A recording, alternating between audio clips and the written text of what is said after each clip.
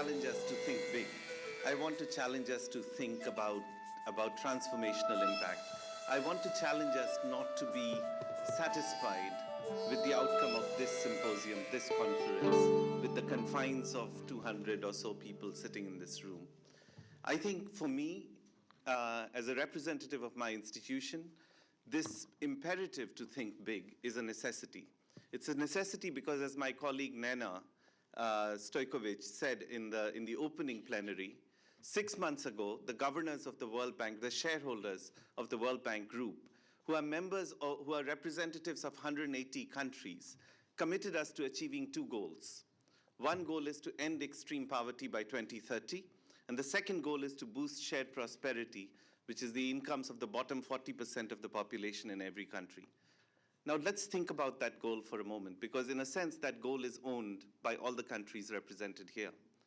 What it means is that we need to have a deeper and faster impact in the lives of 1.2 billion people who live on less than $1.25 a day. And it means that we need to have an impact on the lives of another 2.7 billion people who live between $1.25 and $4 a day. That's about 3 times the cost of coffee, 1/3 of the cost of coffee that you may have purchased today. Now, the question is, how are we going to achieve that?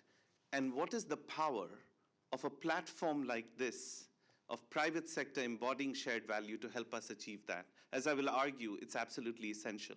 So what are we doing in the World Bank Group? Just a small part.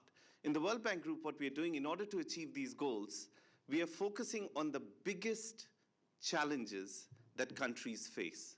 Let's say in Pakistan, it could be solving the power sector problem, could really make a difference on the lives of the poor. Or let's say in South Africa, it could be solving the joblessness of the youth in the townships of South Africa. Or in Yemen, it could be solving the access to water problems in Yemen. And what we are doing in the World Bank Group is we are trying to combine the different arms of the World Bank. The World Bank supports the government. IFC and MIGA that you heard Nena talk about this morning supports the private sector. And the idea is to combine public and private solutions, all these difficult challenges that can make a real difference in the lives of the poor. We call them transformational engagements, require public-private solutions. So what we are doing is we are trying to bring together public and private solutions together to solve these big challenges. And when we bring together the private sector in solving those difficult challenges, that private sector represents a dual bottom line. They're trying to make profit, but they're solving these difficult challenges, whether it's the power sector or unemployment in the townships of South Africa.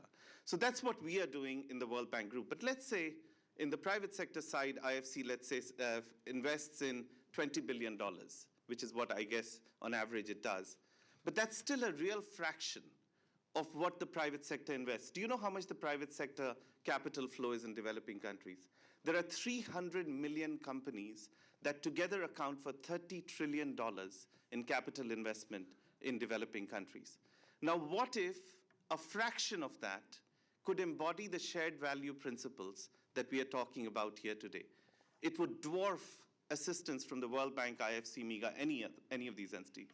So the question for us in this forum, in this platform, is not to feel good about a conference, but to really think about how we are going to reach even a proportion of the 300 million companies that we are trying to reach. How we can get many other companies to adopt the kinds of principles and practices we've heard about and gotten inspired about. And here's some suggestions of what we can do. First is, we've heard today extremely inspirational examples, whether it's Novartis, whether it's IKEA. There are a number of other examples. Water Health International, that is reaching 1 million consumers in Ghana, India, and the Philippines by producing very low-cost water purification tablets. Or Hindustan Lever, which has trained 45,000 women entrepreneurs so that they can provide credit in countries. Yara, which is a mineral company, has invested $60 million in improving roads and ports in Mozambique and Tanzania so that it can raise farmer productivity. These are extremely good examples. What if we were to take the ethical leadership curriculum that Shantanu launched right here today and encapsulate within it these inspirational examples and scale it up through massive online learning courses to millions of entrepreneurs? That can be done right here through this panel. And in every single forum, we can combine lots more of these inspirational examples and take them to scale. That's one example of what we could do. The other example of what we can do, in the World Bank Group, we have launched an open private sector platform.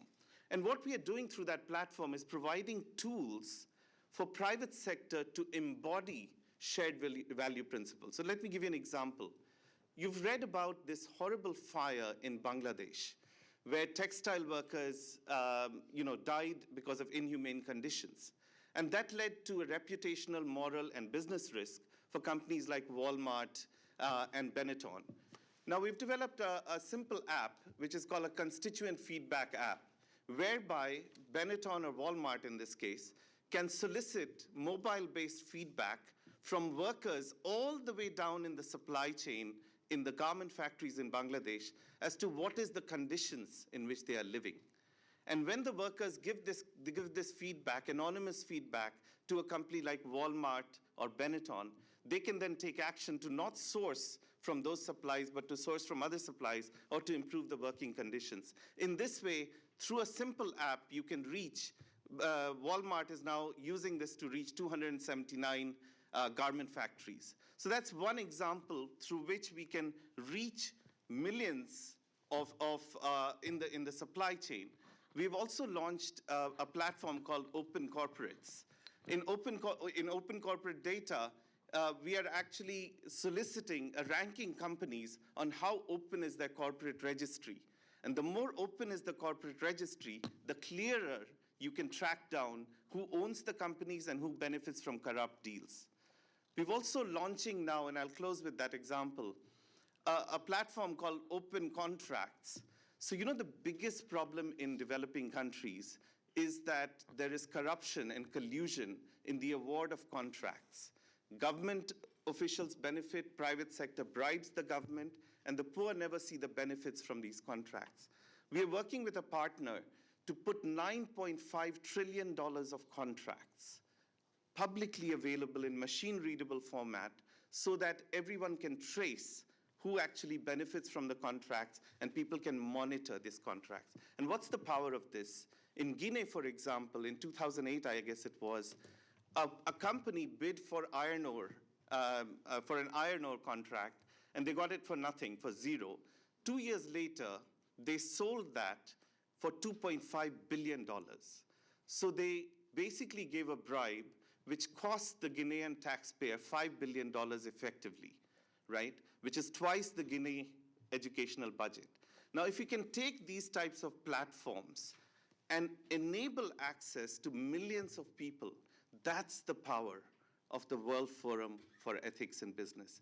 That's the ambition we need to strive for, to scale up inspirational examples, to scale up tools and platforms by which millions of companies can benefit and the poor, who are the beneficiaries of those companies, can benefit. So we have a war against poverty, and we have 300 million entrepreneurs who can be a revolutionary army that can join this war. How we enlist them is the real challenge, opportunity, and privilege of the World Forum for Ethics in Business. Thank you.